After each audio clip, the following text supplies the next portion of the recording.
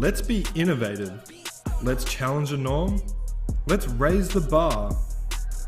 Let's be the elite.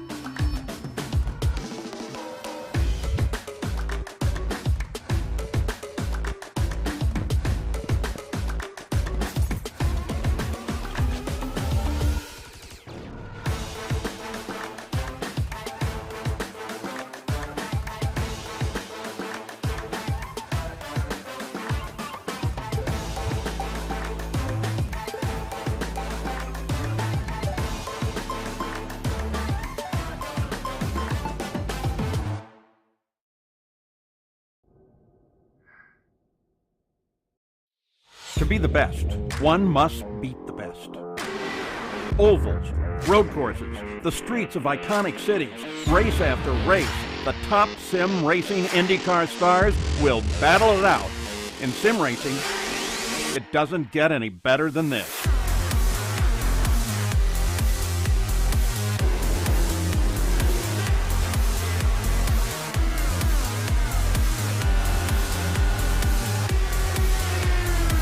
This is their battleground, for the checkered flag, for the glory, for the right to say they are the best.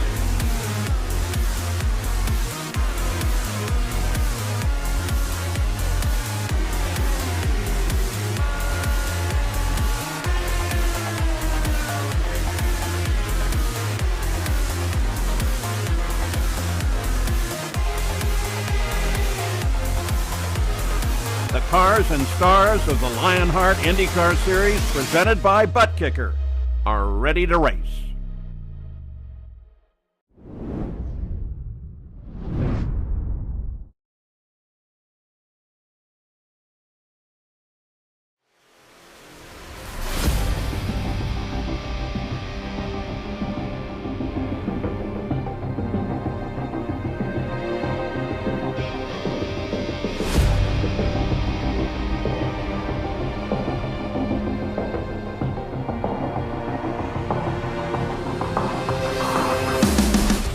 Two races into the 2022 Lionheart IndyCar Series, two title favorites have stepped up. Under the night lights of Homestead, Miami in a caution-free race, the challenger Philip Kraus took victory in a statement to the four-time champion Adam Blocker. But on the streets of Long Beach, Blocker returned to victory lane with his 30th career win to fire back.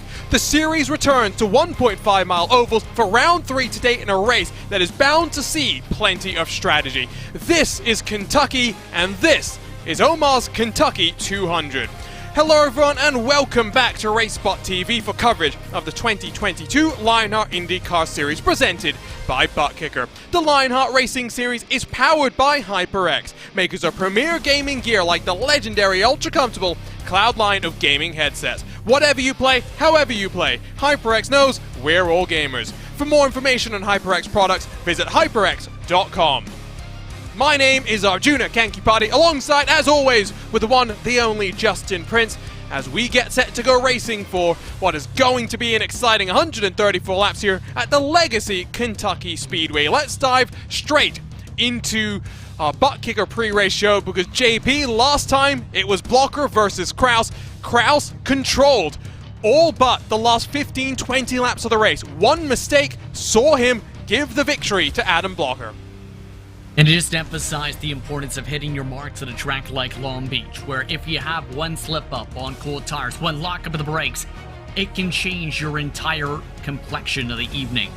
And he's seen that early on in a race where he looked to be in a strong chance to hold up Adam Blocker. And of course, as we've seen, Blocker set sail afterwards. But Kentucky's a different kind of beast, because it's a track that can really emphasize the challenges of the bumps. Drivers have emphasized in the past, there's a reason Turn 3 can be one of the most difficult in all of oval racing in the United States. It's a bit of a staple to come here to the legacy version of Kentucky and IndyCar Lionheart competition. One of the few legacy tracks that we do visit over the course of the campaign. There's your look at your next level racing series schedule. In a couple of weeks' time, our first Triple Crown of the season. It will be a weekend special presentation, April 16th. Can't wait to go to the Tricky Triangle, but plenty of races still lie in store for us. Here's a look at your butt kicker driver standings, where it's a private label Team Hype 1 and 2. Adam Blocker is closing in after that victory last time out, after breaking the streak of top fives in our season opener that dated back to September of 2020. Van der Sant's in the mix. Jason Brophy makes it 5 of the private label Team Hype cars inside of that top 5. Here's a look at your team standings presented by HyperX, and the private label Team Hype train continues to roll on, JP. Powell's Light Adrenaline close, now aided by Adam Blocker being a part of that team rather than running by himself. Give a shout out though to MadWorks Motorsports. Speedway Series competition might not be going exactly the way they wanted. Retro Series competition, same thing, not going exactly the way that they wanted. But they're doing great here in this IR18, the premier competition in Lionheart sanctioned body competitions.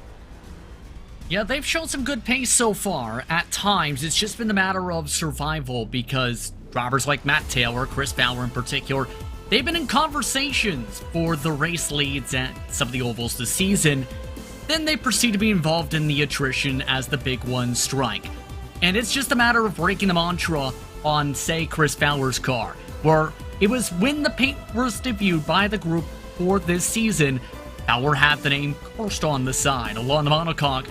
It seems like the whole group has been cursed. Or whether it's been Michael O'Brien with the word crash being involved in some of the incidents. Matt Taylor looks to be a hero though tonight. This is a track that he might excel at tonight. Very excited to see what things have in store for them. They'll be racing again tomorrow in the Lionheart Retro Series. Here's a look at your rookie standings, and because Phil Kraus leads the driver standings, you think he'd lead these rookie standings presented by Butt Kicker, and you'd be right. Almost 40 points clear of Alexander Van der Sant. Caleb Bensi in the mix, Adriano Pinheiro, 2 poles in a row. Will he make it 3 in a row? We'll find out very, very shortly. The Alcantech NHR boys split by just 1 point there. Malechka in 7th, Alexis Newsom, the one and only female champion in Lionheart competition, sits in 8th. AJ Musselman and Kaiten Bomersbach round out the top 10 here. Let's dive into our Gomez Sim Industries series details. Season 10 of the Lionheart Racing Series, in the 9th year of the Lionheart Racing Series. Got my words mixed up there. Season 10 of the Lionheart IndyCar Series. But we're driving the Dallara IR18 with a custom fix setup built by RaceSpot's own Andrew Kinsella. In-car tools will be adjustable. The front, the rear, anti-roll bars to tighten and loosen up the car on both corners of the car itself. You've got the weight jacker as well that will move it along. We also have seen, JP, that it's not just about the race and dialing in what you do with the tools, but qualifying as well. Knowing how to adjust the car to go as quickly as possible really can put you in a good position to run yourself into HyperX victory lane. And it's been a discussion point even in stock car racing too, with the fixed setups, where if you know how to make the right call in terms of how much fuel you put in, that's critical as well. When it comes to the IndyCar side, with the ability to adjust the ARB, the ability to adjust yourself for the respective corners, that's so critical to make sure you get that balance right to be able to be quick in the way you're most comfortable in, Arjuna. And if you don't get that balance right, even the difference of a couple tenths of a second, and as we've seen in this history of the series, a couple tenths of a second is the difference usually between first and 30th in starting spots. $10,600 in cash and prizes. Your champion wins a Next Level Racing GT track cockpit, as well as a wheel from Gomez Sim Industries, only a couple of weeks away from that first Triple Crown of 2022. Let's dive into our Moser Racing event details. It's a 9th trip to the Bluegrass State, but the race has finished under caution 4 of the previous 8 times. Will that repeat itself today? That is something to keep your eye on. Pole has actually never converted to victory, and the driver that has led the most laps has only won twice. The most lead changes in this race, 25, average cautions 5. I think we're in for a rather interesting race here. Remember, JP, caution-free to start the season. It became a fuel mileage game there. We think it might become a fuel mileage race here tonight. And especially when you consider the DW12 chassis race with the Speedway Series last year, where drivers like Alexander Van de Sent tried to stretch the mileage. He was the only one who could make it 45 laps that time here at Kentucky. That was under the lights, though. Today, it could be intriguing how it fares out with the IR-18, with that ability to try and save and stretch the gas, because as we've seen, that ability to cut out that extra pit stop was able to give, in this case of the Speedway Series, a 2-second advantage by the end of the race while on fumes for Van de Sent. The question is, can anyone repeat that tonight? I think you're right. I think that is very much something to be considering here today. You get a look at the cars out on track for practice. Let's quickly show you the weather conditions that these drivers are having to deal with. It's fairly warm out on track, but again, it's the wind that is the intriguing thing to me. 7-mile-an-hour gusts of winds. Note the time as well, JP. Just ticked past 4 p.m. here at the virtual Kentucky, the virtual Sparta, Kentucky. By the time we get the race started, probably 4:15 or so, by the time we finish this race, we're not going to be into the night. We might be into sunset. Those temperatures will drop, and knowing how that's going to affect the car, knowing how it's going to affect the tires, will be something that the drivers that have done the most practice will be the most adept at. Indeed, especially knowing how to maximize that car once the track conditions get a bit cooler, that grip level goes up, but the speeds in turn likely to go up to be able to try and stretch that mileage. Keep in mind, last year, a lot of the races held in Kentucky and Speedway Series, or rather in Lionheart competition in general, Arjuna, were under the lights, so a bit of a difference in conditions in turn, which will really intensify some of the grip levels being a little bit lower now at a track that is fairly slippery in Legacy, Kentucky. Well, we're here today to celebrate the life of Sharon Shari Boggs, also known as Omar. Born on November 23rd in 1941 here in Kentucky, eventually settled in New Jersey, and a person that helped so many young people over the years. A teacher, a volunteer, inducted into the Hackettstown Medical Center Hall of Fame, and the head volunteer for the Hackettstown, New Jersey pajama program. Collected over 1,600 sets of pajamas and 1,300 books for those in need. A volunteer in so many different ways. Loved tennis, loved kayaking, loved hiking, yoga, and walking. Known as the old lady walking through Hackettstown, making friends all amongst the land. Her best friend, though, was her daughter, Kim.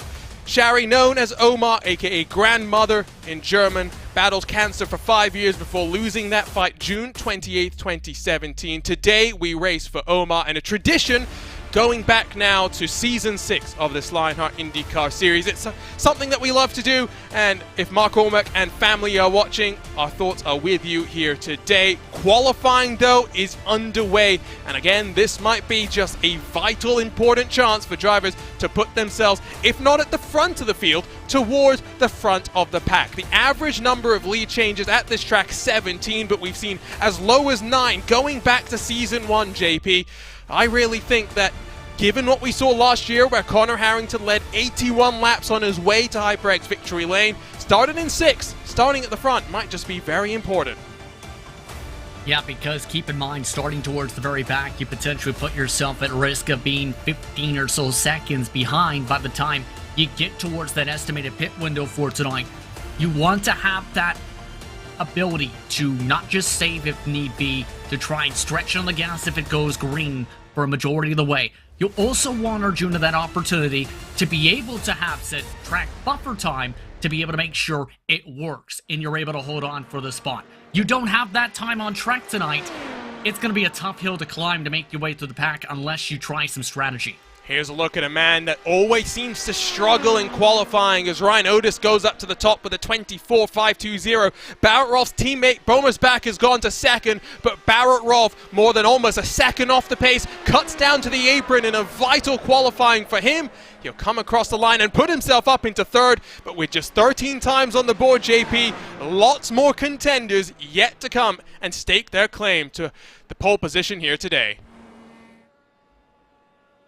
And keep in mind, when it came to last year's running, it actually finished under caution with Connor Harrington, of course, taking that checkered flag. Remember, he called it one of his most special victories in his sim racing career to be able to give Private Label Team Hype its first team win in Lionheart Racing Series competition. I'm keeping my eye on those drivers tonight, in particular the 44, knowing how things go. But you see the fuel burn already being done by the 56. Pinheiro looking to add to that pole total so far. Pole record, consecutive pole record in Lionheart IndyCar competition is 5. That goes almost back to now season 4, season 5 of this series, as Jay Brandt will go to the top with a 24.502. Pinheiro still works his way on lap number 1. See the line that he's running, still not punching at full throttle as he rounds himself through turn 3 out of turn 4. This is when he'll turn the wick up, maximum attack for one final flyer in qualifying. Watch the hands here as he minimizes the distance. JP trying to get as aggressive as he can through the corner. And it's a very bumpy turn 1 and 2. To be able to stick along the yellow lines, it's difficult to stay down there. Then turn 3 all the way to turn 4. So many different angles. Some drivers prefer to paint the yellow line. Others prefer a lane up when it comes to Legacy Kentucky. But Pinheiro just able to hold on to the apron. Does that saving help him? He gets up to second. Alexis Newsom, though, topped him. Tyler Graf goes to third. Pinheiro, for the first time in his Lionheart career, won't start from the front, at least for now, locked into the outside of the front row. Here comes Alexander Van der Sant, still on what will be his first timed attempt. Does seem as though lap 2, the fast time, less than 60 seconds left to go in qualifying. Blocker only going 6th best. We'll talk more about the conditions he's racing under later tonight. Kraus goes up to 4th. Van der Sant gets his second lap underway right now. Slowest of all the times recorded so far, but again, we expect the wick to be turned up. Let's turn our attention first to his teammate, though, Andrew Kinsella, who's a little bit up in front of him on the racetrack, all the way down in 27th, finished second 12 months ago, looking to go one better at a track that he's won at before. 24.477, not good enough for pole, it's good enough for second. Van der Sant only good enough for 16th position, less than a 10th off the pace, but look at the margins in qualifying. Yeah, that is less than a 10th of a second back, and what did I say about that margin? The difference between 2/10 is first to 30th. Guess what? That margin's even tighter tonight. The drivers have just finished within 0.18 seconds for the top 31 spots. It's time to do it once more. 134 laps at the Legacy Kentucky Speedway. Let's go trackside for round 3 in your 2022 Lionheart IndyCar Series.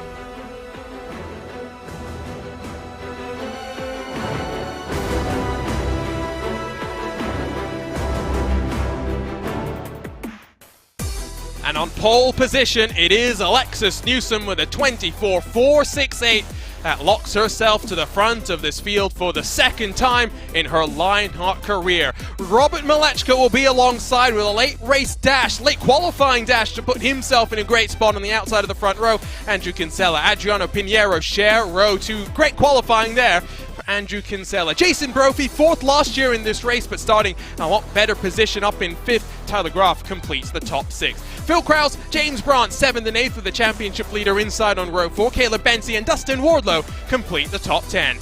Adam Blocker not racing at home, racing from a hotel room in Indianapolis, where he's ready to go testing with the NTT IndyCar Series once more. Has some work to do from 11th. He's inside your former Lionheart Retro Series champion, Ryan Otis. Andrew Marquez and race winner 12 months ago, Connor Harrington share row 7, while 15th goes to Joe Branch, 16th to Kite Bomersbach. Michael O'Brien and Alexander Van der Sant, 17th and 18th, while to round out the top 20, Matt Houston and Barrett Rolfe, less than a 10th between 1 and 20 in the field.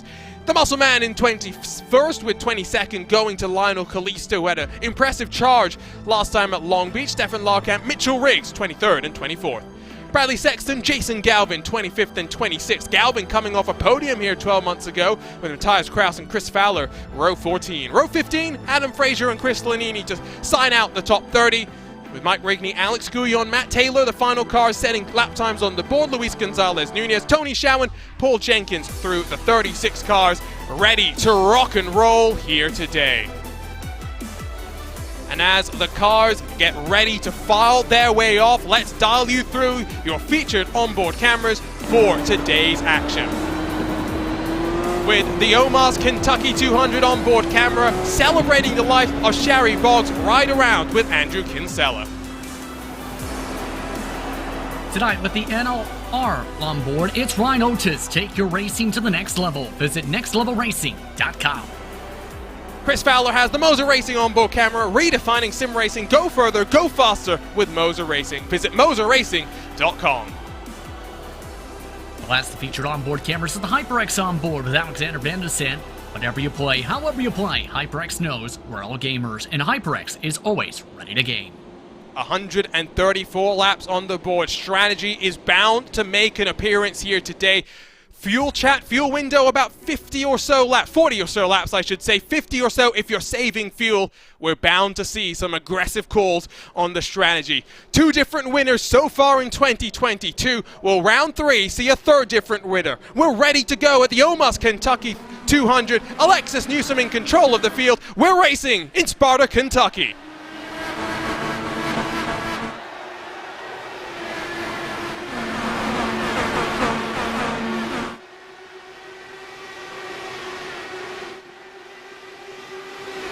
A nice clean start at the front of your field, 3 wide with Connor Harrington in the background as he tries to work his way past Adam Blocker, but good clean start through the field. Pinero's looking now aggressive to try and get past Andrew Kinsella, but Newsom leads lap number 1. And it looked like Andrew Kinsella very uncomfortable in the aero wash. Washed right up the trunk and on the bumps in turn 3, and notice that really checked up third on the back, and that's going to be a major talking point tonight, Arjuna. Trying to manage that aero wash here at this circuit in that corner. Multiple lines you can take, yes, in turns 3 and 4, but you have to find that clean air to make sure you rotate that nose. Some fighting going on further back. I do think you should expect to see some conservatism at the start of this race as drivers realize that if we go green like we did to kick off the season, we'll have a fuel strategy race going on. Connor Harrington getting squeezed by Caleb Benz. He opened the door for Ryan Otis and Adam Blocker to come and have a look. Few drivers indeed trying to pick up some valuable track position. Others not the greatest of qualifying performances. I think they're just trying to settle things out in. By the way, you may have noticed the backdrop. Adam Blocker showing the difficulty of racing via cell phone connection. Bit of history about that as well. 12 months ago, Jason Brophy raced on a cell phone connection. Didn't qualify, or rather did qualify, but then started on pit lane. Was able to work his way up to 4th. Blocker looking for something different, actually borrowing a wheel and pedal set from his teammate Robert Malechka. Of course, the 2024 NTT IndyCar 2.4-liter engines undergoing testing to kick off this week. He'll be alongside with Junkos as they get ready for the road course at Indy by doing what is now a solo test session there. A couple of other teams pulling out of that test session. Connor Harrington still side by side with the Candyman as he tries to work his way past on that outside line. We are seeing you can run that outside line. You're not always going to clear, and look at how Wardlow reticent to try and cut down to the apron, and he gets past Harrington to 9th.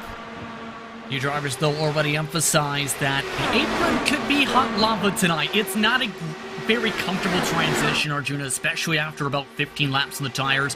If you end up going too hard on that bump down, hitting that suspension down, it might actually spin a couple drivers out.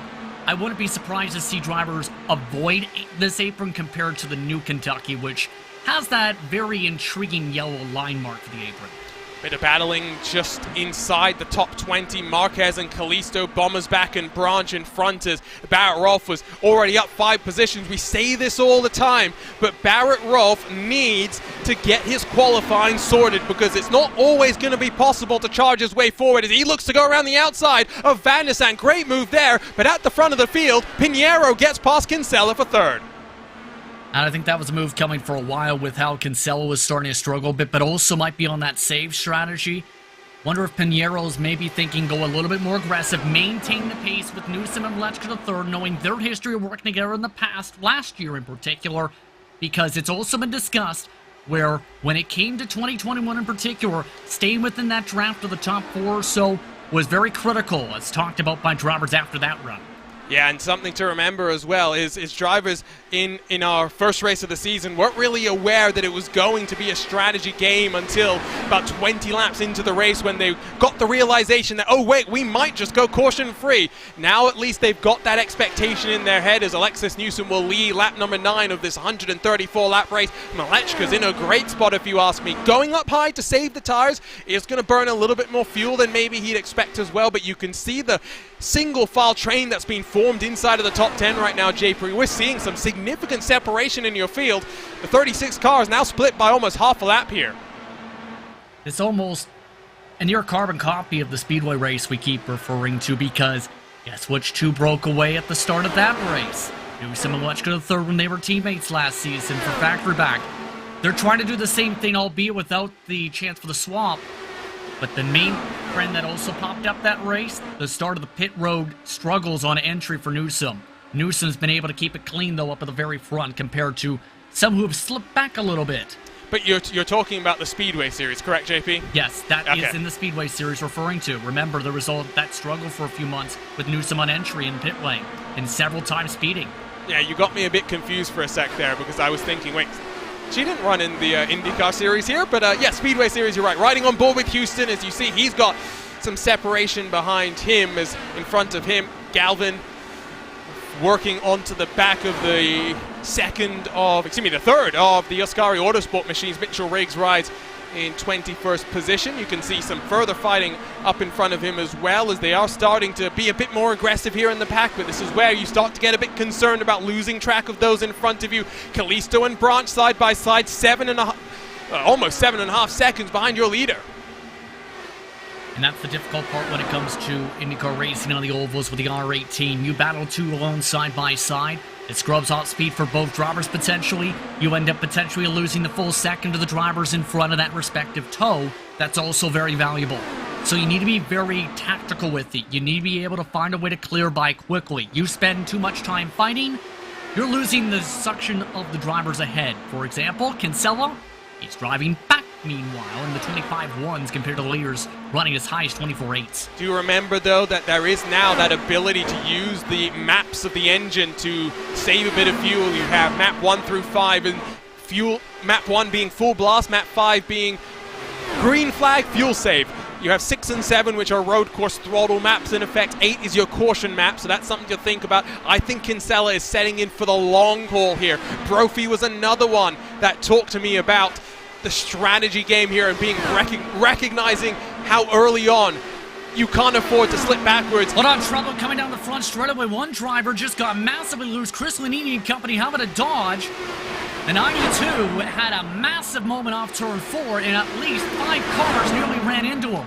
That was a close call. We stay green, but you can see the momentum check up here as they're all fighting effectively to not be last in line, but then are 14 seconds off from your leader. Bit by bit, they are falling into what might be traffic consideration. Something, JP, that's going to be interesting to see, because we haven't seen much of how it's going to fight with the leader. I think Malechka's being conservative. Maybe he'll be aggressive once we get into this hornet's nest at the back of the field. Absolutely. By the way, the driver referred to, remember the mention of how on the monocoque you have the word cursed on Chris Fowler's machine? Commentator's curse finds a way to hit at one point or another sometimes. Tony Schowen sent the 20 sideways. That's what caused the checkup. And some of the apologies for some of the drivers who had to go scattering back there. Gonzalez Nunez, Lanini amongst those. That has lost 27th on back the trap, though, to a vast majority of the pack. Now, is it really commentators cursing if they're the ones that put it on the side of their cars? Here's a look at it. Schowen looking down to the inside, but you'll know he actually doesn't go down to the yellow line. And that is wonderful car control from the 20 and good heads-up driving from those behind to recognize the situation, back it down just in time. Let's grab a look on board and watch the hands here. This is the thing that you'll want to note. You'll see the bit of contact. Watch the wibble wobbling as he tries to figure out where the balance of the car is. That is stupendous car control. Most times when you do the weeble wobble like that, you're usually going all over the racetrack. Fowler did a terrific job of maintaining stability despite going and having the weeble wobbles, absolutely. in reference, by the way, to that curse part. It usually doesn't become a curse until you mention it's a curse. Well, so are we putting the blame on you, JP? You're the one who brought it up then. Retroactively, yes. No, well, Lewis McClay doesn't believe in commentators' curses. He just believes in bad driving, but that's the opposite. That was great driving from Chris Fowler. Definitely not cursed, at least in that regard. And Barrett Rolfe, you don't have to worry about qualifying if you smack yourself into the outside wall like that. Somehow, we are not under yellow just yet.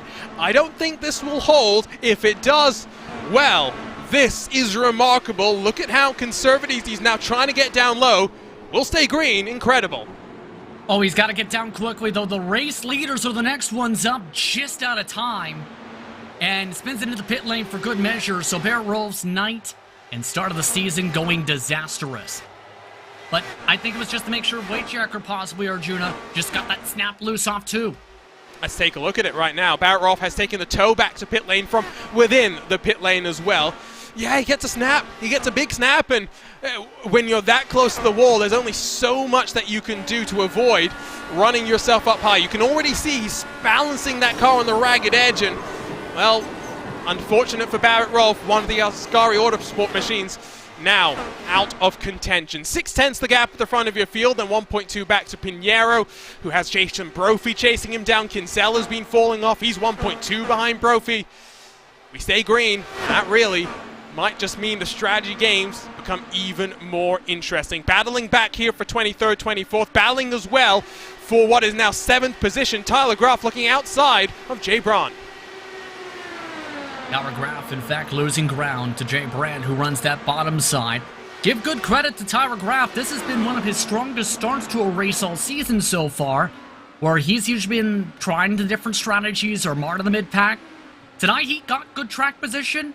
He's been able to maintain that track position for the most part. He is down 2, but I mean, all things said and done, it could be worse. I tell you what, while things are going well, let's have a good quick shout at Andrew Kinsella, who is also down 2 but running in 5th. Last time by was one of the faster cars inside of this top 10, but I do think he's playing a bit of the strategy game. He's our Moser Racing driver profile, the man behind all the setups for the 3 Lionheart sanctioned competitions. Also now a colleague here at RaceSpot, one of the few to win on debut in Lionheart competition. That was back at Homestead, the season opener of Season 5, the last season with the DW12, 112 starts, 74 top 10s, 54 top 5s, pretty consistent there as well. The thing that Kinsella always struggles with, JP, is qualifying. 2 poles, 10 victories. That tells a tale. As yellow flag flies, we'll get back to that. What's happened here? Luis Gonzalez Nunez mixed up in something. Simmer's 24/7 machine, turns 1 and 2. Bounced off somebody's side pod, believe, in Mateus Kraus.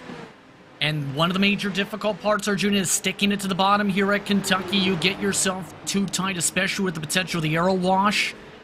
It usually leads to big boom things, and for Nunez, he had one of the hardest hits of the season to the car. Grab a look, as maybe we'll see the first cycle of pit stops here as well. I am expecting that, 30 laps into the run. Now, 100 laps to go. It's a one stop from here if you save fuel, which for someone like Milechka was already on their mind. Let's have a look here, right side of your screen, as to what happened here.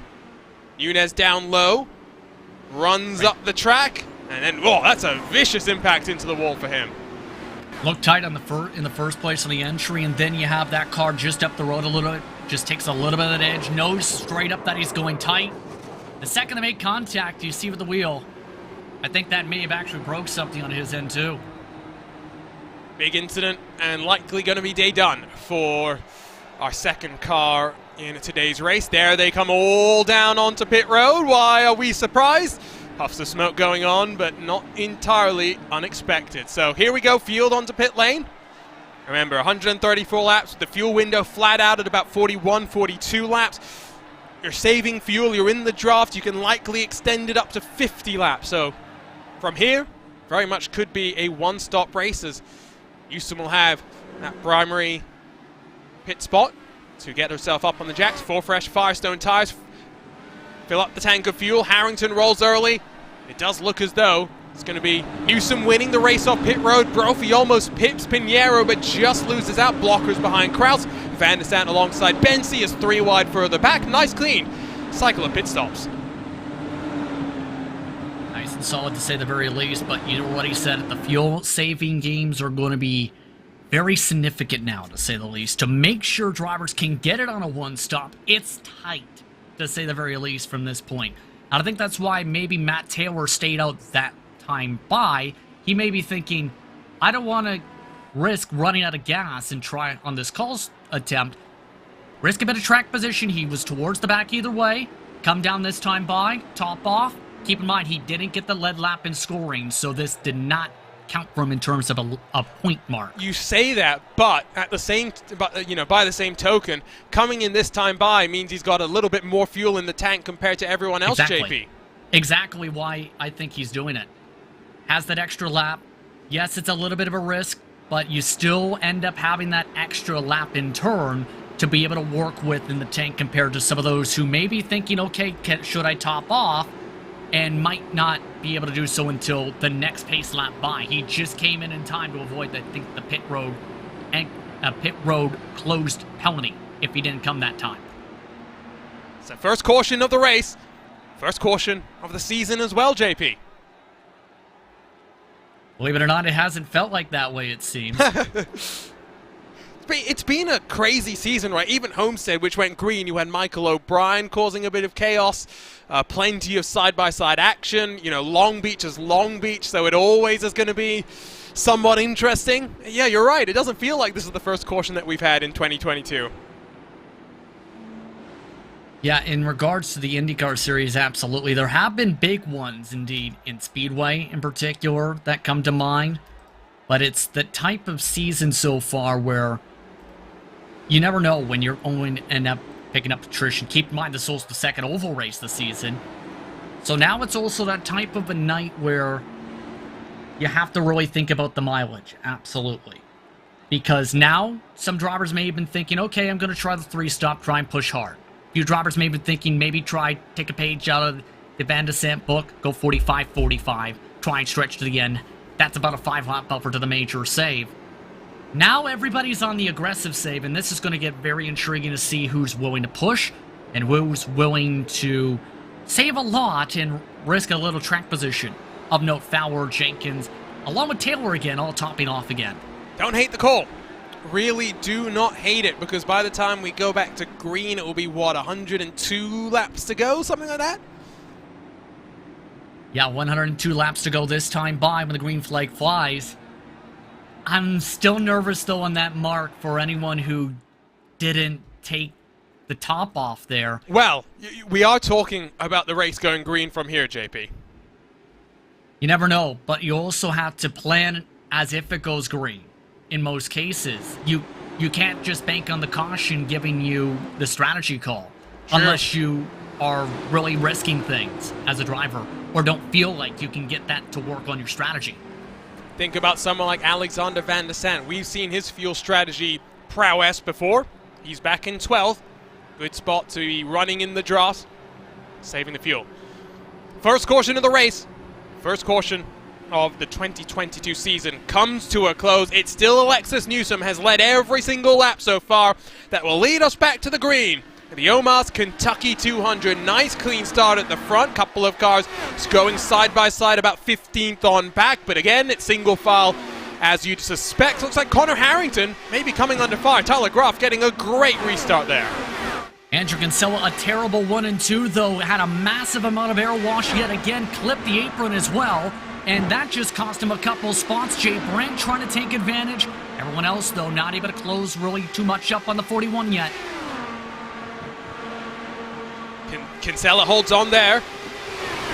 Walker might be having some technical issues racing from that hotel room. Keep an eye out for that. If he's being too much of a concern for those around him, he'll be asked by race control to drop to the tail end on the field. That might just be day done for Adam Blocker, as Kraus is going to get past Graf. Here comes Blocker to have a look as well. Now, right now, Graf trying to maintain some of those positions that we talked about that were valuable early on, but for Blocker, at least for this onboard, it's holding on for now from the hotel room. And we talked about the comfortability measures and comfortability levels of drivers in unique and new situations, or having to go to different situations to race in consistently and constantly. You have to be able to adapt if you want to truly perform for this championship. If you're Adam Blocker now, for now, Blocker's just doing what he needs to do. Run fairly well, try and get some solid points. He talked about that earlier on, remember, in the season. Looking at a good battle for 13th, where we see Caleb Bensi in front of the likes of Dustin Warlock, Hyde Bommersbach, Lionel Kalisto, as they all cycle their way through the corner. Bommersbach going to be on the outside of Kalisto, almost making it 3 wide. Kalisto was having a good run last time out on a slightly different tire strategy. Didn't work the way that he would have wanted it to go. It's going to be a little bit too tight down low. Bommersbach's going to defend and go on the offense as well. The Candyman loses 1, going to lose 2 here as well. Keep in mind, Bommersbach was one of the top drivers, in fact, had the quickest time in practice in the 24-4s, so he's got some good pace here at this racetrack.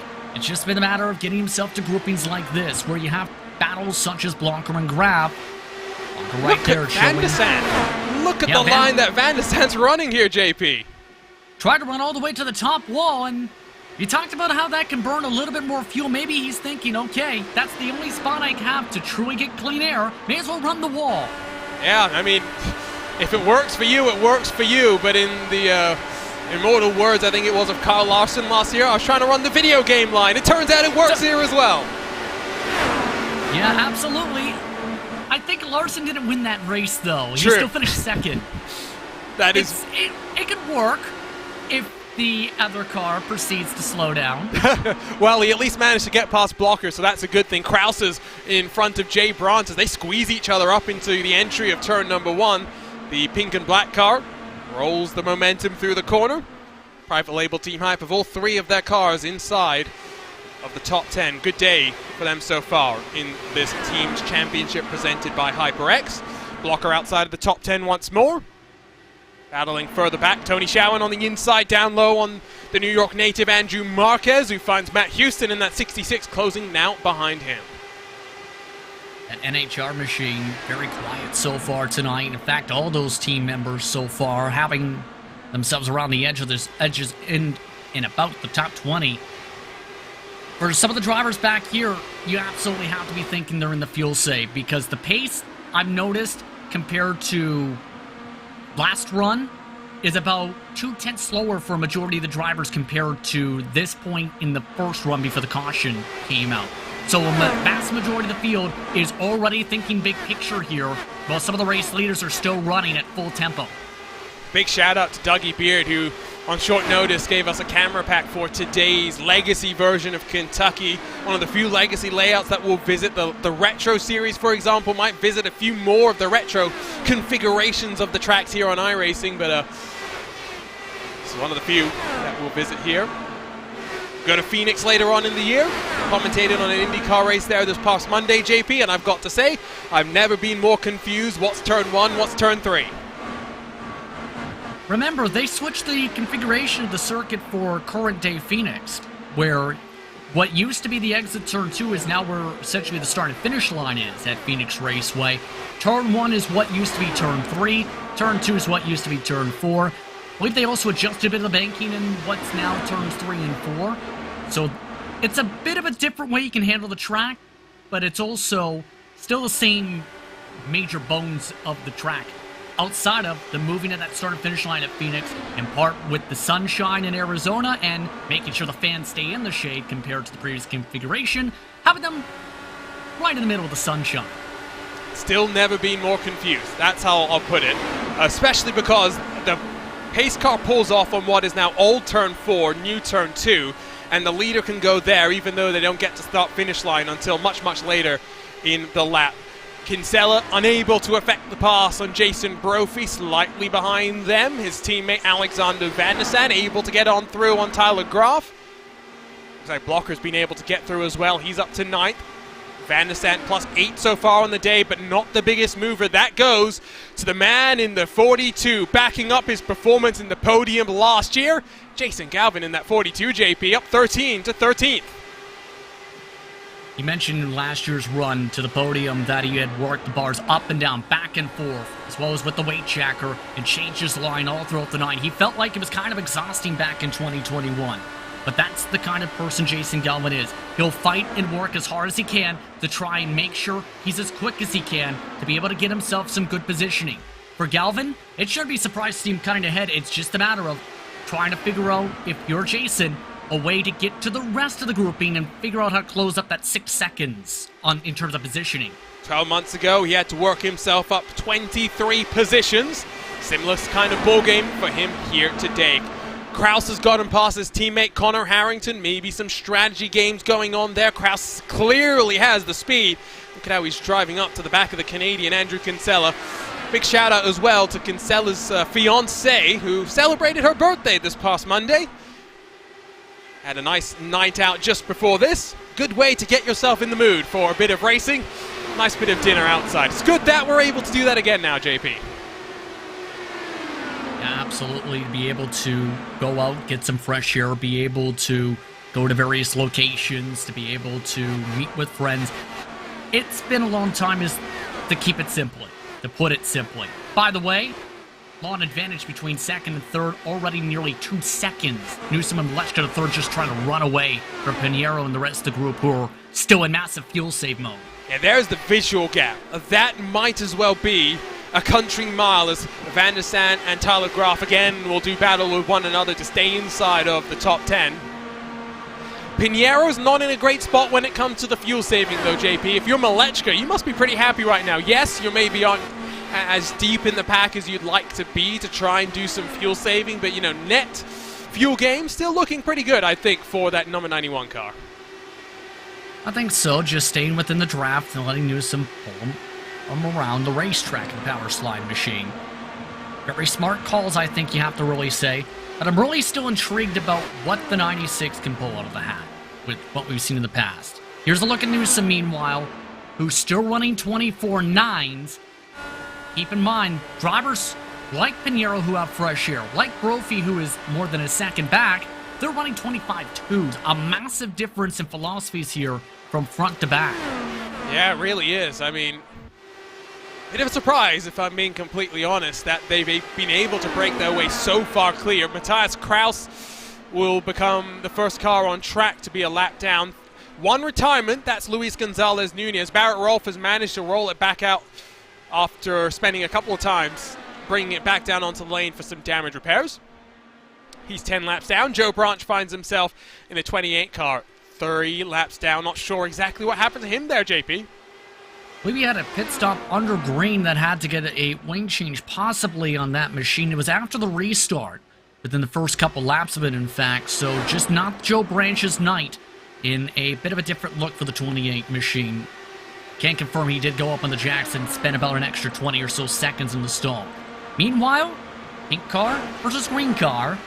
We also have multiple other battles between black and white colored cars with blue machines mixed in.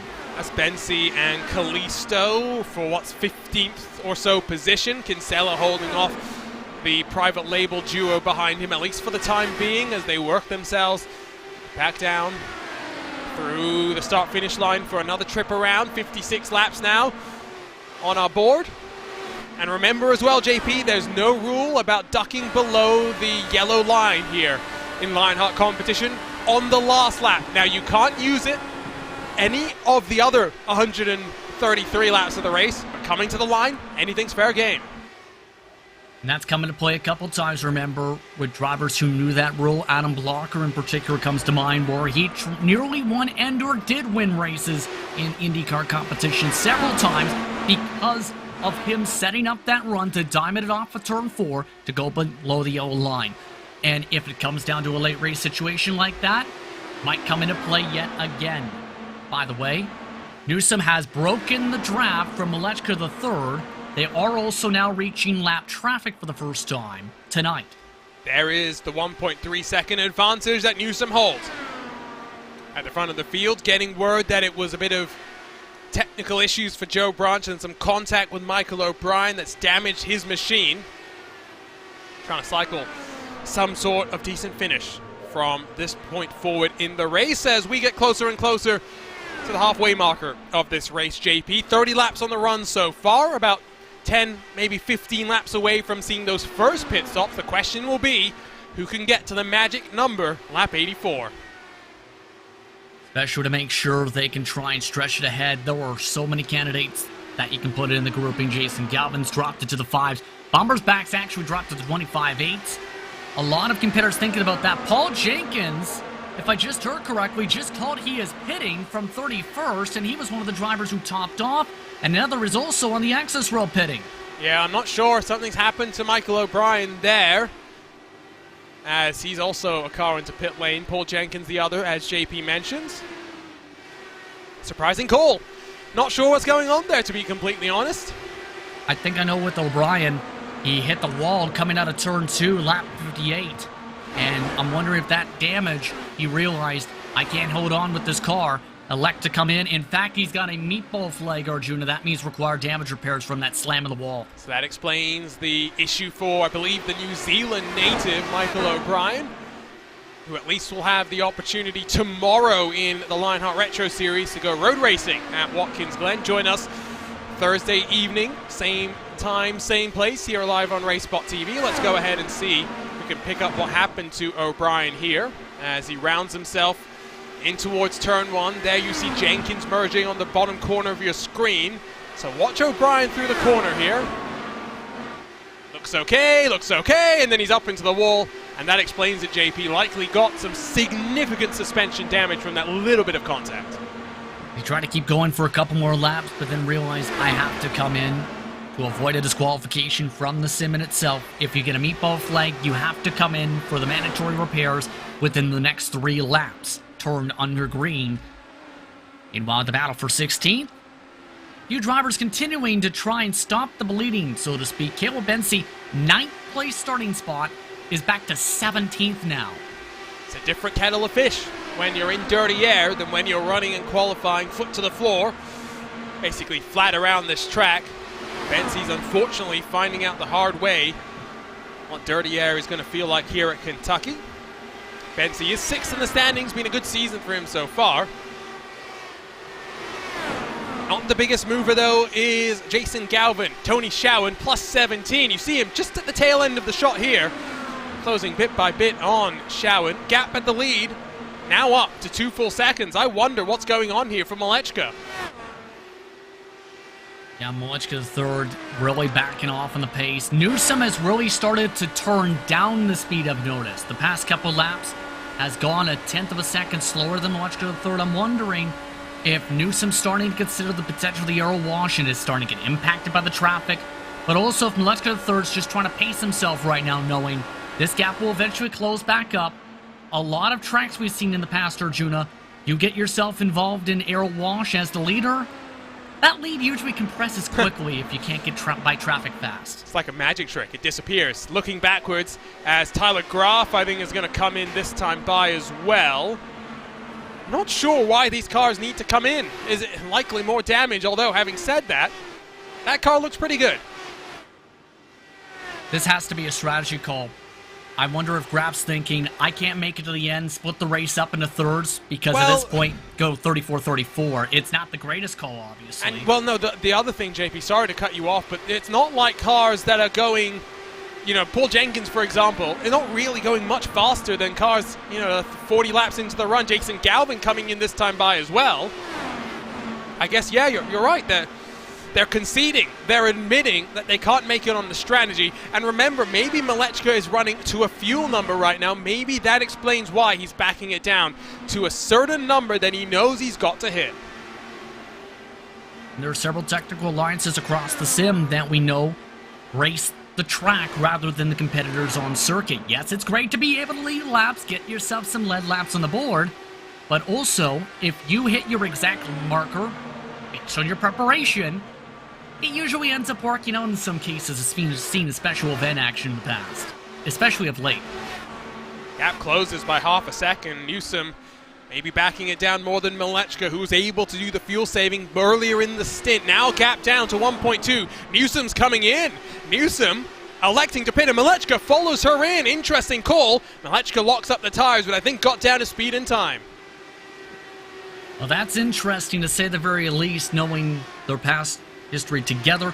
Van de Sant could only make it to 40. Who's going to be able to make it on 50 now is the huge question.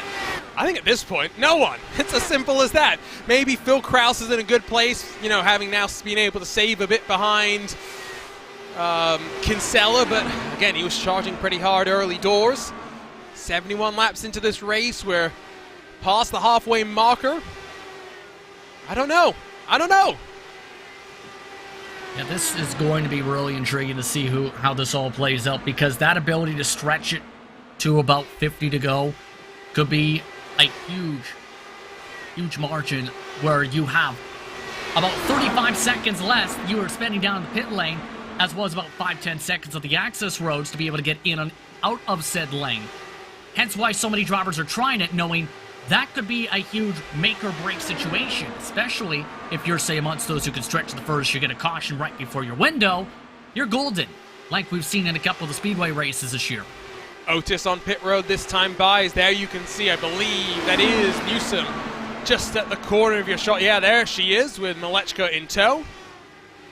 Gap 0.6 of a second rolling off a pit lane. Some puffs of smoke as I think Matthias Kraus was whirling his way onto pit lane.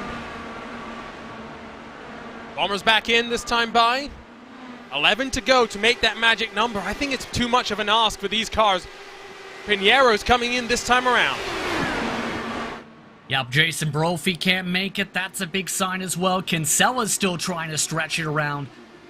This is absolutely nerve-wracking, I think, for some of these competitors to try and go a little bit further. There's no way they're making it 84, Arjuna. It's pretty clear at this point. Well, you can a also... lot of these drivers have gone too far and too fast in some of these cases. And you can see as well, it's cooled off, which is just going to grip up the track a little bit more, allow you the leeway to be full throttle for more of the lap, and so get past 5. Oh, hold on. Pinheiro's had a spin on the pit lane. He is the wrong way around in the lane. It's the 56 car with big issues, and that he's still trying to get it spun around and into the box. That has cost him direly. Race 1 was out on track, race 2 was in the strategy, and from pole position he lost the chance to fight for victory in both of those cases today. It's a mistake down on pit lane for that number 56 car as they work their way off a pit road. It'll be a good indication now as to where the speed is in comparison to cars that have rolled out of pit lane a bit earlier. There's Newsom already now up to speed. Where's Kinsella in the gap? 6 and a bit seconds. Undercut works a treat here. I think we'll see a couple of changes. Jason Brophy getting a nice undercut on Kinsella and company. By 4 seconds right now. Tyler Graf getting a great undercut as well. Yeah, if anything, Kinsella's going backwards all of a sudden. What is going on with Kinsella on the pylon here? Kinsella's falling back 3 spots in a lap. Oh, I think he was trying to get up to speed, JP. Galvin, Van der Sant, and Graf already have come down pit lane. There's some big deltas here. 10 laps for Graf and Galvin out on track already. Van der Sant's been out there for 7. Strategy and the situation out on track very fluid. Mike Regney, the last of the drivers attempting to stretch it. Yeah, based on these marks, absolutely 2-stop at this point. You have. That's why, and that makes much more clear some of the strategy calls there, potentially for those feeling like they couldn't go the full 100 or so. But now it becomes the major question mark of how this fares out for the last pit stop calls if it maintains green flag pacing here. Because Newsom and Malechka still have control of the tempo, but several others, depending on how the cautions may fly here, are in really good spots, like Jason Brophy, like Alexander Van der Sant, who picked up lots of spots in the cycle, and several others. Let's take a look at what happened to Pinheiro, and I don't believe he's done this by himself, as we've seen sometimes in the past. I think there's going to be some contact here, potentially, with the Ascari Autosport machine, and indeed that's what happens. Unfortunate. Now, people will think that you can't have contact on pit lane in iRacing. That is not the case. There's a fast lane, there's a slow lane. The fast lane is where the contact can happen, and it's Bomber's back that unfortunately is the one that gets involved there. Yeah, you have to get earlier down at that point, but at the same time, it was a tricky spot, Arjuna, it looked like, because Bomber's back had that pit exit at the same time where you had Pinheiro have to find a way to get towards that left side lane to pull into his stall. You have to go into your stall eventually. You can't just pass it. It's a 2-horse race right now, JP, though. Newsom and Malechka, 5.5 seconds clear of the rest of the field.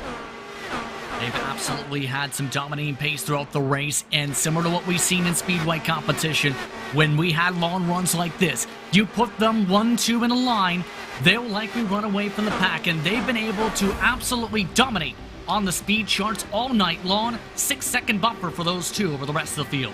53 laps to go in the third round of the Lionheart IndyCar Series.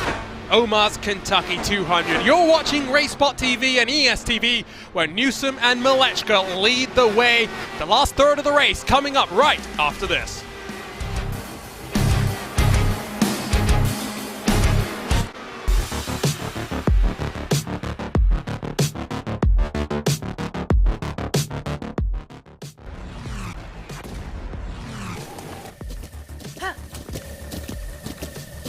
With the Butt Kicker Gamer 2, what you see and what you hear is what you feel.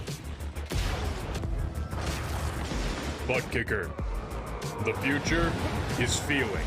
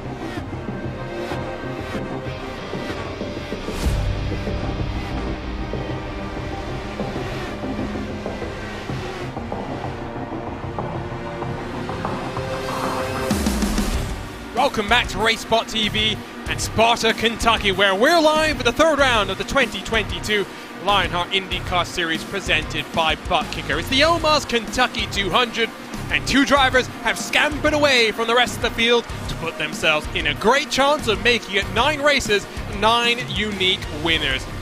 Hello everyone, my name is Arjuna Kenkipati. Alongside in the commentary box, as always, is the one, the only Justin Prince. And JP, what are we thinking about this race? Very similar to what we saw in the Lionheart Speedway Series last time they were at Kentucky in 2021.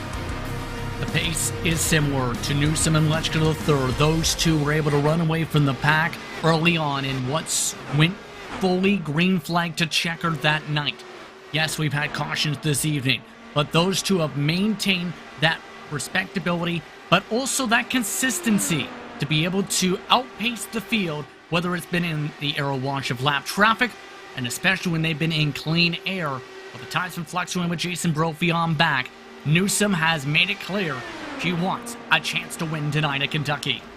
Some fighting going on behind them as Kraus gets in front of Van der Sant. You have Kinsella with a line of Gruff, Kraus, and Calvin all behind him. Blocker slipped back to 12th. Undercut really worked nicely, JP.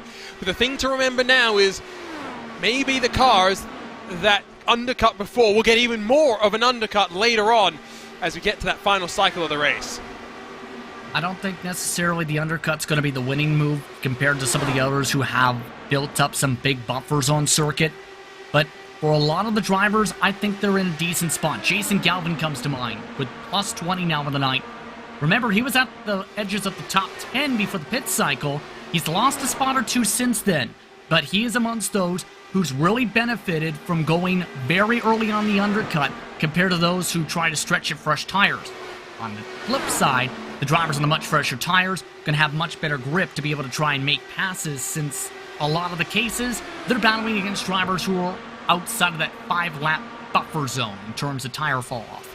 Take a look at the left side of your screen where you find the movers, you find the shakers, and of note is Jason Galvin. He's not the biggest mover by any means, but he's the most significant of the movers. 12 months ago, he came to Kentucky, moved himself up 23 positions to a podium spot. If he gets to the podium this time, well, guess what? 23 positions gained. Deja vu for Galvin.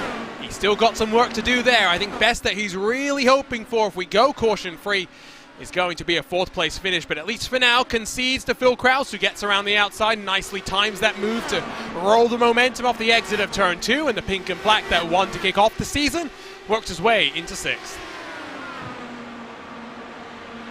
Just continuing to pick them off one by one. Had a bit of struggles early on, yes, Phil Krause did, but Krause has just been able to try and make sure he's around that top 5.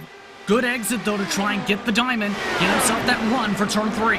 We're seeing, I think, some tire differential starting to play a factor here. Krause has 9 laps fresher tires than Galvin behind him, and even Graf behind him as well. No Alexander Van der Sat, who's only got a 3-lap advantage to the likes of Graf and Galvin, struggling a little bit more. Might we see the likes of Connor Harrington work his way forward? In fact, no, because Jay Brons is going to play a bit of a troublemaker here for the private label Team Hype. And the 15 machine down low, trying to sweep his way past into 9th spot. Looking like trying to clear things. Found us into the grass. Big bobble, big save. Not for the first time today, and Alexander Van der Sat is going to be hoping and praying he doesn't have any damage to that 96 machine. It looked like he was mainly trying to keep off of Jason Galvin off of turn 4 there, Arjun, in the backdrop. He got very close to pulverizing the side pod of the Thumbs Up Cancer Down machine. Let's go ahead and take a look at what happened then on your RaceSpotTV replay. So Galvin goes up high, and you can see Van der Sat's just trying to run the momentum all the way up to the outside and try and get a look on board with Van der Sat here, except, excuse us, the replay machine's not working perfectly. We'll have another look at it in a couple of moments' time. Either way, when it comes to that, Van der Sat's going to lose a fair bit of ground because of that mistake coming off the corner. He did say in sim, I'm going for first. Unfortunately, he's now in 10, 16 seconds back. That's very hard to do from 10. Yeah, you can't even go for first, though, from 7th. Just watch here. So he's basically painting that yellow line. You see Galvin slow his roll. Whoa, I even heard a little bit of contact there between the two. I'll say this, they're both lucky that it didn't involve even worse contact than that, if anything, with how tight it got. So now it's just a matter of make sure you get back into rhythm. Don't let that stew. Don't let that snowball. If you let it snowball, then everybody else will take advantage, and potentially you end up getting involved with one of them to the point of disaster. Into the final cycle of pit stops, Paul Jenkins becomes the first to pit like he was last time by. Of note as well, the leaders separated by 1.6 seconds now. I think if you're Malechka, you need the undercut to try and work here to close that advantage to get your way to the front. I think so at this point too, because Malechka the third in particular have noticed struggled a bit more in the traffic this run. Newsom been near picture perfect in regards to some of that traffic management. Be able to build up that buffer, and you see how crazy some of this traffic management is getting to the point where some drivers are taking others 3 wide, trying to get themselves that positioning because they know how valuable that clean air can be to run away from everybody else in the trains. Well, take a look at the replay here. I think something actually happens to Lionel Kalisto. So he rolls it through. Oh, he's loose. Oh, he's all sorts of crossed up. Another great display of car control in this race. He's got to look on board and watch the hands once more. Yeah, you can see similar situation right there. Just was able to get it quickly to lock up a touch bit on the brakes. That is a way some drivers in sim race in particular are able to straighten out the car, if they hit the brakes at the right mark, that can potentially keep them straight ahead on the nose instead of swinging the car fully around into circles. Maybe not as spectacular as what we saw with Chris Fowler, but still 10 out of 10 on the save there. Yeah, absolutely. Malechka to third, going for the undercut call, and it looks like the 91 has decided, if I'm going to win this race and beat Alexis Newsom, I have to do something different. That's what Malechka to third is trying to see if this is going to work. Are we entirely surprised? I don't think we really are. Take a look at where Newsom is. Does she respond this time? No, she'll stay out there. That might be crucial to give Malechka the chance to close. Up on the jacks he goes for the final time today. Less than 30 laps to go in this race. Nice and smooth pit stop for him. 8 seconds on the nose in that box. Jacob Oster on the box for Alexis Newsom tonight. If I'm Jacob, I'm doing those calculations quickly, seeing how big the fall-off difference has been for those taking the tires compared to those who have stayed on the racetrack. And basically, if you are in the comfortable spot, like Newsom's been for much of the run, you do those calculations and figure out how long you can fully stay out if you want to do that. Or you try and follow up right now with Alexis Newsom, get a couple lap fresher tires, try and pass back if it comes to it. Jason Galvin has also visited pit lane for the final time. Here comes Newsom. Bit of a locking of the left front as she slows down to pit lane, but no harm, no foul. Nice and tidy. Newsom into the box for the final time. And just has to make sure the stall is taken in nice and cleanly as well. You mentioned it with the 8 seconds in the lane for the previous stop when it came to Malechka to the third. The similar fuel gamble has to be taken. She doesn't need a full tank at this point.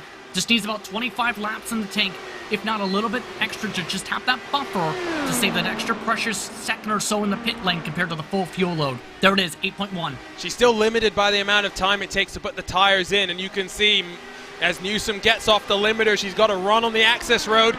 Malechka's already up to speed. Newsom might be in front, but again, the tires where they need to be. The speed on the side of Malechka, who's actually got the race lead for the first time today. Newsom not the net race leader. And that is huge. That is huge. You have to wonder if that was one lap too late on the pit call. If Newsom was able to respond the previous lap, we might be talking about a side-by-side battle for the race lead through the traffic. And crucially, while they're in the danger zone right now, a yellow flag might trap them one lap down. They're on the back of actual race leader Jason Brophy. You can see the delta between the speed. Brophy's coming down to pit, but look at how around the outside Malechka rockets on past. A little bit tight as well. Keep in mind, as a result of the 3 wide on that entry mark, few of the other drivers right in front of these race leaders are calling they need to pit this time by or want to pit. So they're going to have to keep their eyes open, make sure they're able to listen to their spot calls, because if they end up mishearing one thing or misreading one thing, it could end up being some trouble. By the way, cross the leader now. Kinsella has pitted a while ago. He's been out there for almost 3 laps now, trying to get the undercut working on those he was fighting on Brophy as well. Big puff of smoke. Now, was that drama or are we good? I think we're good. Question will be, has the undercut worked to punch Kinsella back into a podium position? He's tucked up behind his teammate, getting a bit of draft. It's not going to be as close as it was with Malechka and Newsom, but you can see the gap has shrunk. Kinsella's in with a chance here. Kinsella's in a comfortable spot here. Still not in range for the race lead, yes. Right now, Newsom and Malechka are about 13 seconds up the road. But for Kinsella, he can keep the tempo up, keep himself within the range of Jason Brophy, find a way to get around the 88 machine in a similar battle to last year. It could be intriguing to see how it plays out for that spot. Keep in mind, it's a little bit different compared to last year. Kinsella's on older tires compared to some of those trying to reel one in. Here's Malechka at front of the field with about a second back to Newsom with 20 to go, 19 this time by. 3 laps difference on the tires. We saw back in the field with dirty air. That's not a huge factor, JP, but you never know if these cars manage to find some clean air once this final cycle is complete. Those 3 laps could be the difference between victory for either of these drivers. Yeah, that 1 second is going to be very, very important for Newsom to try and find a way to close up right now just outside the drafting range. The main thing if you're Newsom, try and maximize any potential traffic holdups you could factor in. Because if you end up getting held up for too long behind a lap car, that could potentially cost you at least 2 or 3 laps of work to be able to try and catch up based on the intervals. More cars are pitting in front of them, though. Probably Sexton will take that bottom line away for this corner. Kraus, Brandt, Blocker, Wardlow, Sexton. The 5 yet to pit as a couple will peel on in. That's Wardlow, that's Sexton. Let's talk about Blocker for a second here, JP. It's the challenge that he's going to have to deal with this season. Last year, there were only 3, maybe 4 races that he had to run not at home. But with the schedule that he's got in 2022, 3 races, already 2 of them not from his home base. And you can see he's still doing well, but you struggle when you don't have that familiarity with the gear around you. Remember as well, he's racing from a small laptop screen rather than the virtual reality that he's used to. I think that's the bigger of the two, is if you're running on a small laptop screen, first of all, how powerful is said laptop? Because if you're, say, running 10 frames per second, yes, I've done that before when I first started, it's very dangerous, to say the least, for your competitors to drive around you, and very hard to hit your marks correctly. But if it's a very powerful one, you may be able to mitigate some of that. But there's a reason so many drivers prefer a triple monitor setup compared to a single monitor one.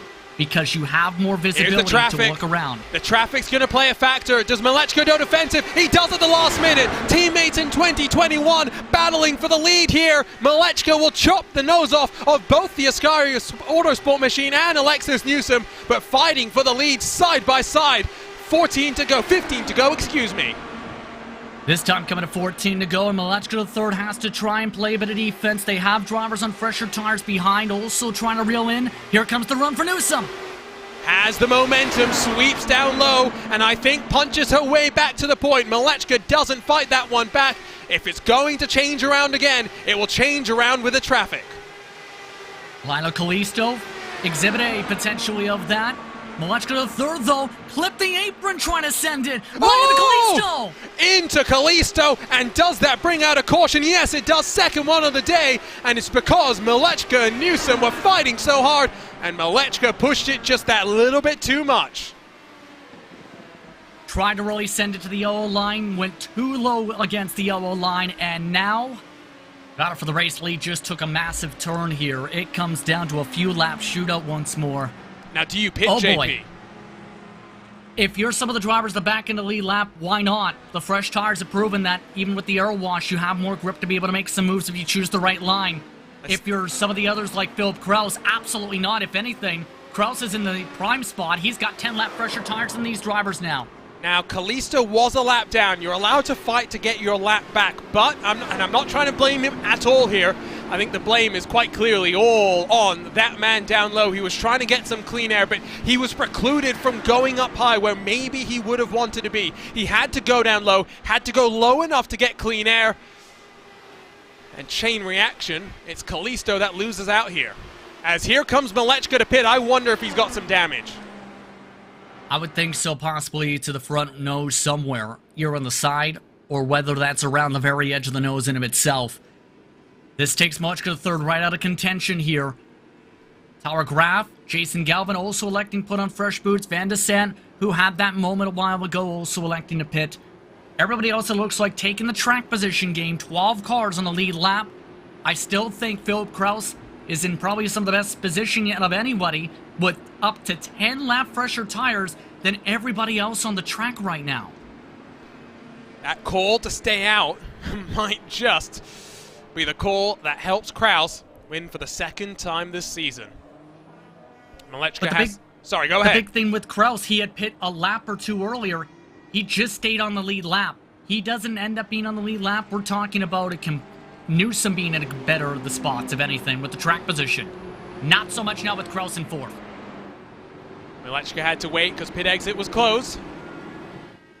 Some lapped cars between Newsom and Jason Brophy, who inherit second because we are not under 10 to go.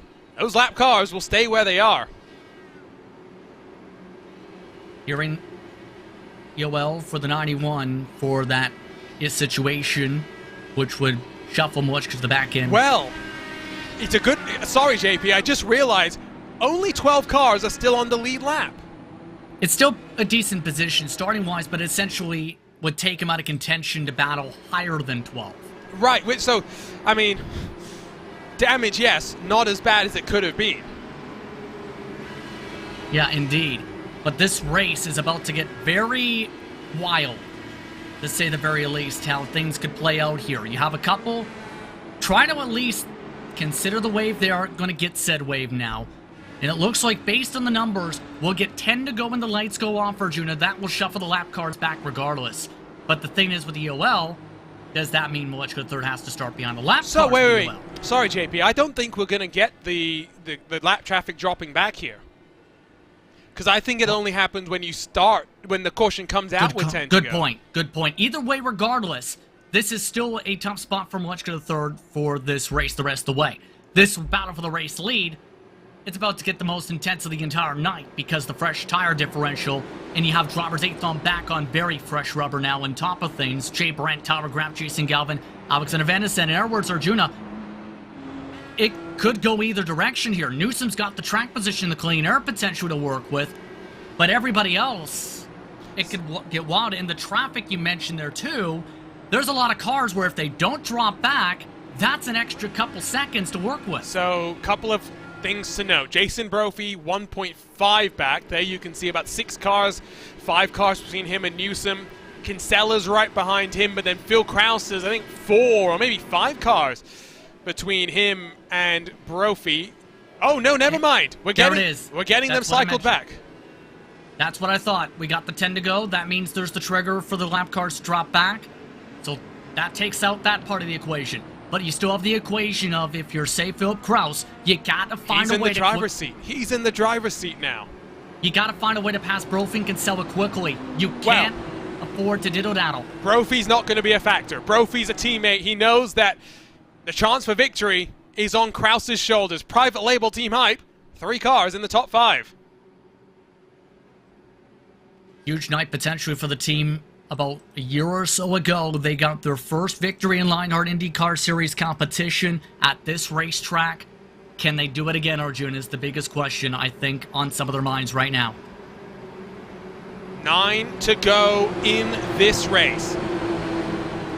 Molechka is out of the chance to fight for his second career Lionheart IndyCar Series win. It's Newsom, it's Brophy, it's Kinsella. Phil Krause has the tires. Phil Krause has 9 laps to make it 2 of 3 in 2022. Green flag flies. We're racing to the end here at Omar's Kentucky 200. Nice start from Newsom. Able to get a couple of separation, a car length separation back to Jason Brophy. Great start from Kinsella, who's rocketed down the inside of Jason Brophy. Jason Brophy didn't get a good start at all. In fact, Brophy, though, wants the spot back. Thought better against it, knowing the chance of losing ground to Newsom if they fought. We've seen Newsom pull away, but I don't think she's going to have that opportunity this time around. 8 to go. Look at Kinsella close. Kinsella's won here once before. He wants to become the first to win twice here at Kentucky. It's been a couple years for Kinsella. This is his best chance. Here he goes. Brophy lets Krause pass. Kinsella to the inside and to the lead. Andrew Kinsella leads for the first time today. He's got 7 laps to go to hold off Newsom and Krause behind, side by side across the stripe. Krause is in the popcorn seat, though, has the draft from both of them. Kinsella the preferred line on the bottom. Newsom can get the run off the corner to slide back inside. And she's going to do that. Cuts down aggressively to the inside of the Canadian. She's now going to take the race lead, but look who's closing in the mirrors bit by bit. Phil Krause lurks menacingly. It's Phil Krause's race to lose, but he's got to find a way up front. Needs to find a way to gain another 10th or 2 at least to be able to be in the true shot to make a move. Coming up to 5 to go this time. Kinsella trying to do the same thing again. Newsom being a bit more aggressive though in the block. She's not going to give any space that she doesn't have to give. And dirty air crucially being given to Phil Krause. Maybe some good gamesmanship from Kinsella. Remember, you can duck below the yellow line, but the closest ever finish here at Kentucky in the 8 races before is over a 10th of a second. We've never seen a photo finish. Could this be the year? 5 to go this time around. Coming up to 4, side by side down the backstretch. Krause trying to diamond it from the very top and get some clean air for the run off 4.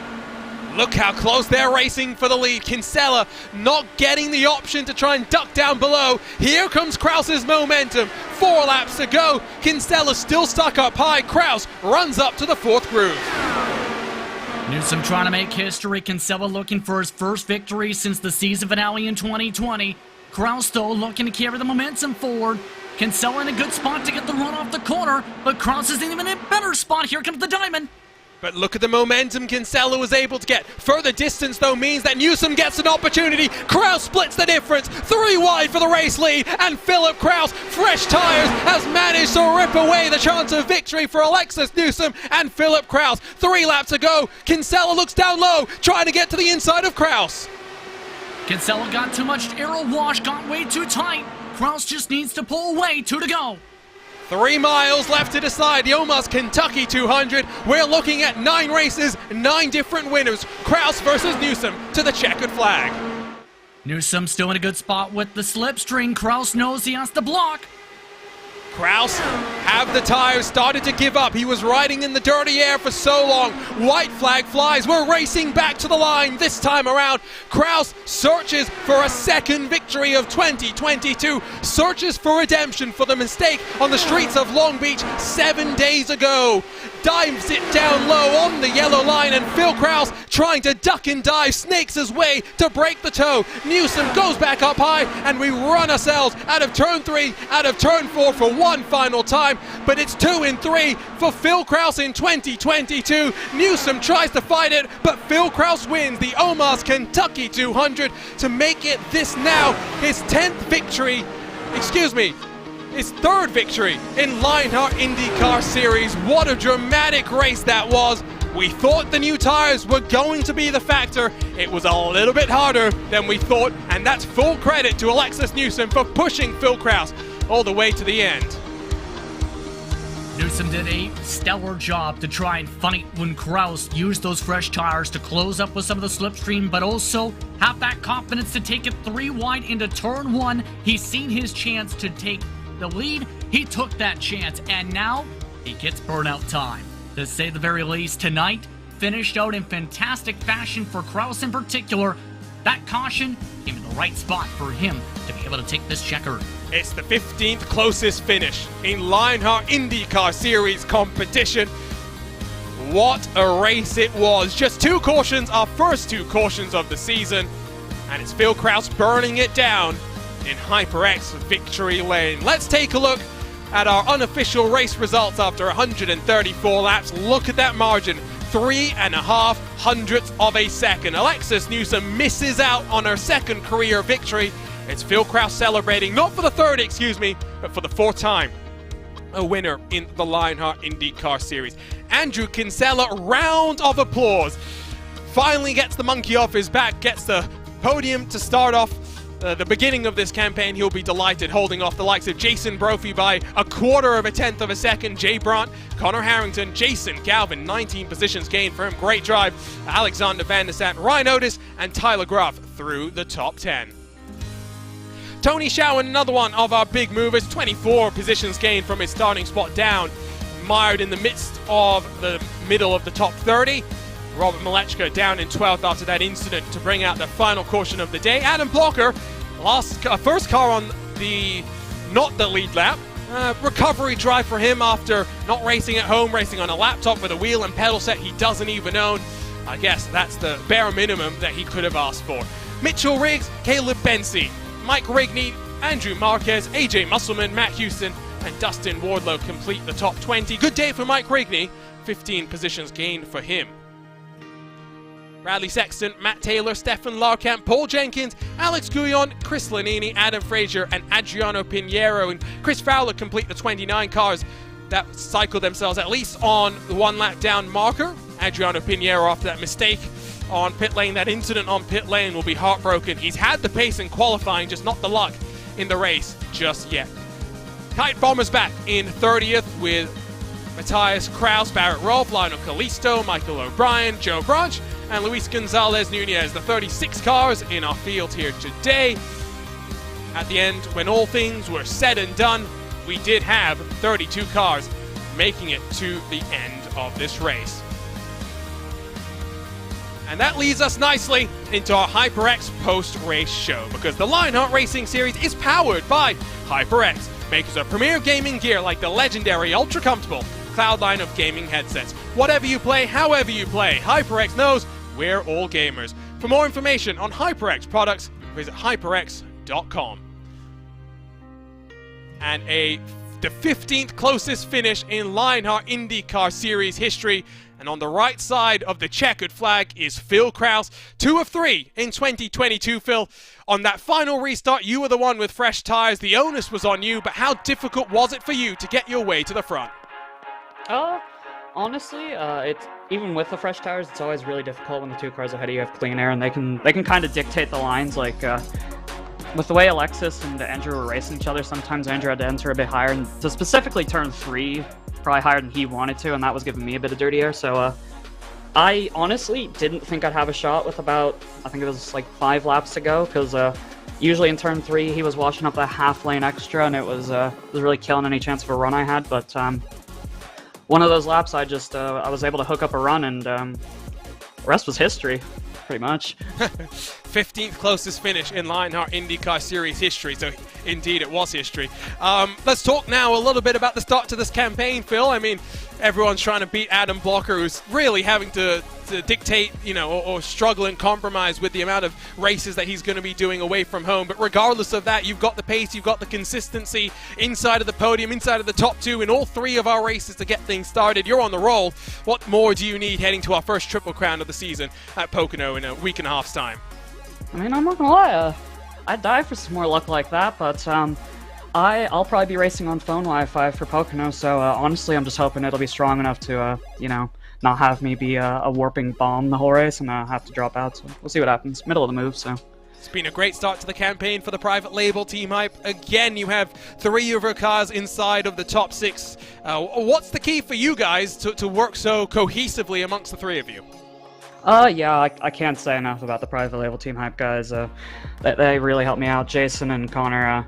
Jason definitely has a lot more time than me to drive now, since I work Monday through Thursday, and I come home like hour and a bit before the race on Wednesday nights. So he's probably been the backbone of the team so far this season. He's just had the most time to test, figure out what we can run with these what's the word I'm looking for? The adjustable settings in the car. There we go. Yeah, sorry, my brain's kind of it's not working too well tonight. But yeah, big shout out to Jason, and Andrew Woody came in to give us some fuel numbers at the start, which ended up not mattering because of the early caution. But big shout out to him as well.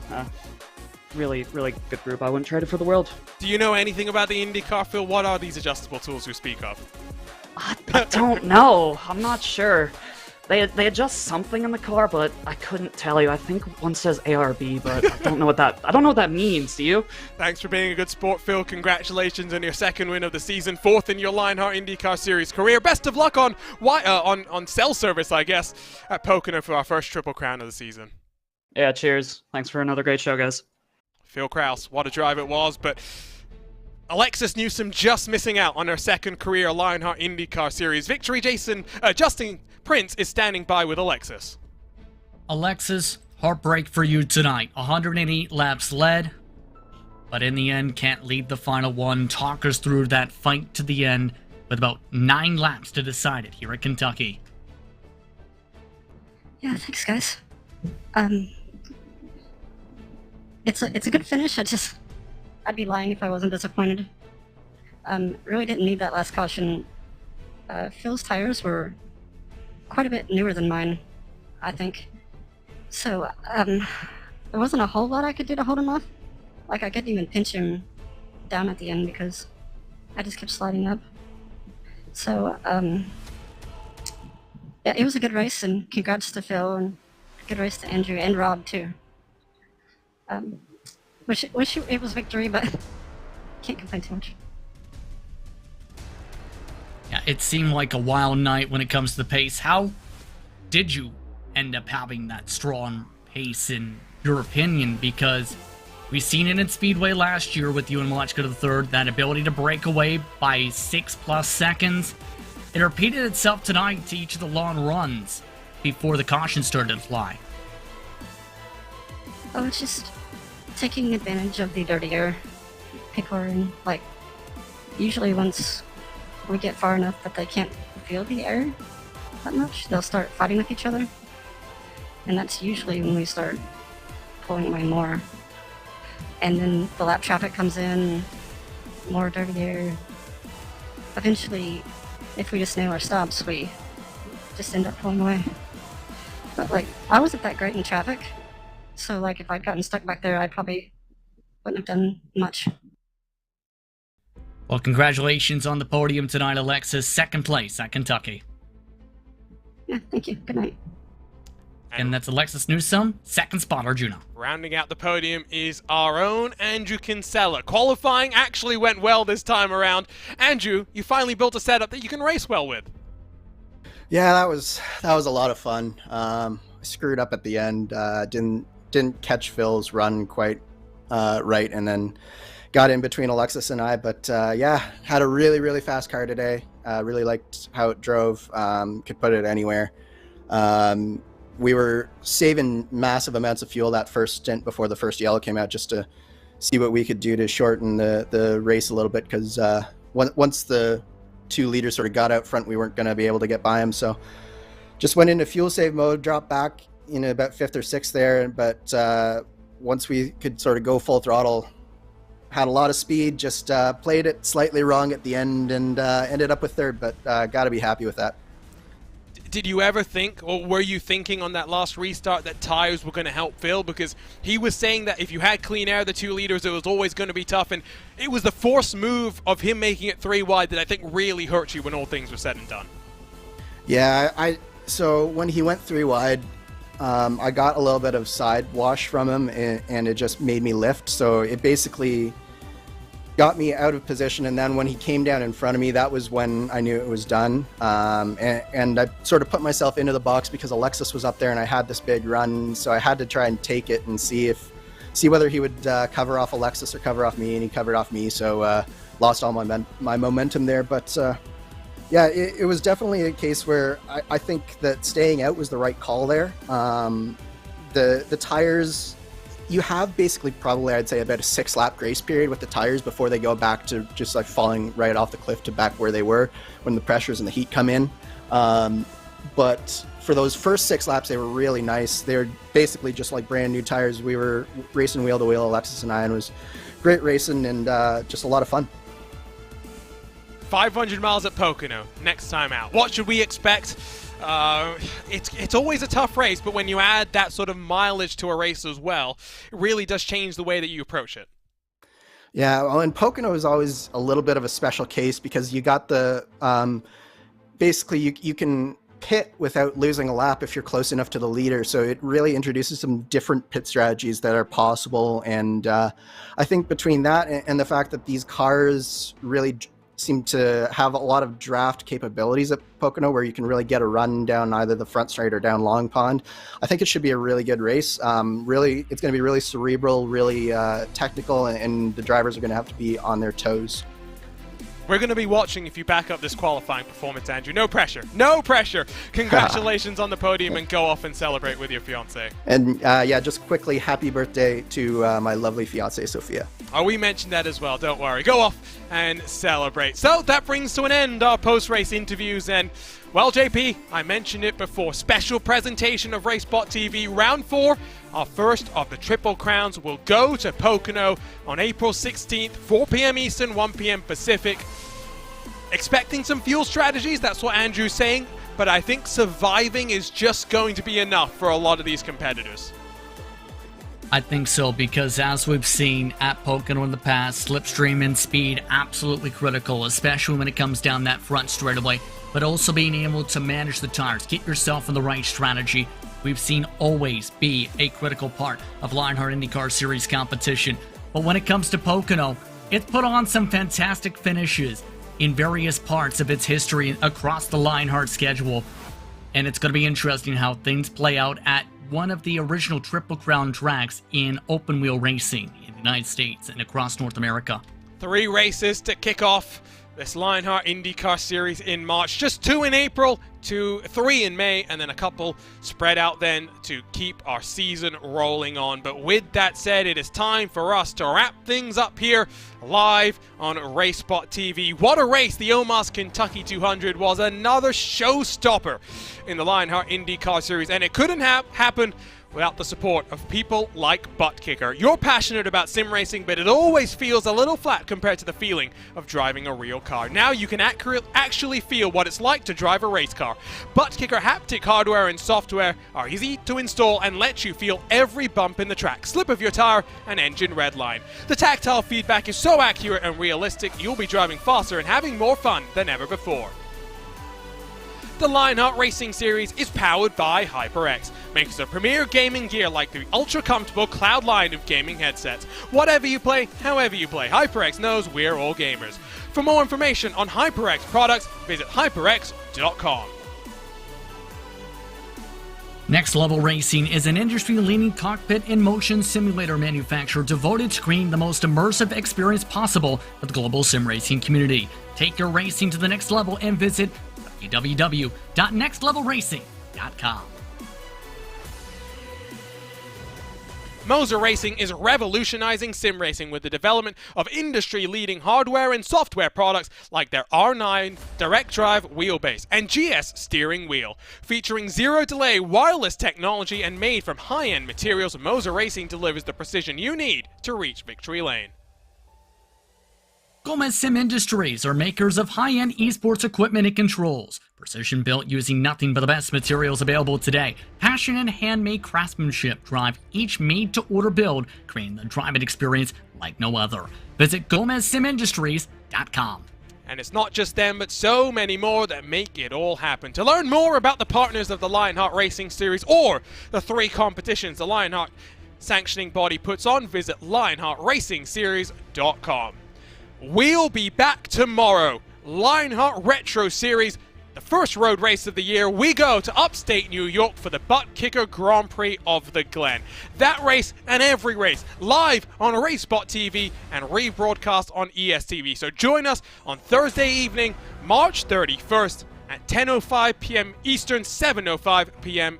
Pacific. But for now, until April 16th, the drivers in the Lionheart IndyCar Series get a break. Next time, it's 500 miles, Triple Crown, double points. Everyone wants to win when we go to the Tricky Triangle, but it's Phil Krause, 2 of 3 in 2022. His charge to prevent Adam Blocker from making it 5 titles in a row is well and truly on the roll down the hill. For now though, on behalf of everyone at RaceSpotTV, for Dougie Beard providing our cameras, for ATVO powering our graphics and timing, for live timing powered by Timing 71, my name is Arjuna Kankipati, joined by the ever wonderful Justin Prince. What a race that we've just had, the 15th closest finish in Lionheart history. We'll be back April 16th. And will we see an even closer finish? You'll have to join us to find out, but it's Phil Krause celebrating in HyperX Victory Lane. We'll see you next time for Lionheart Competition.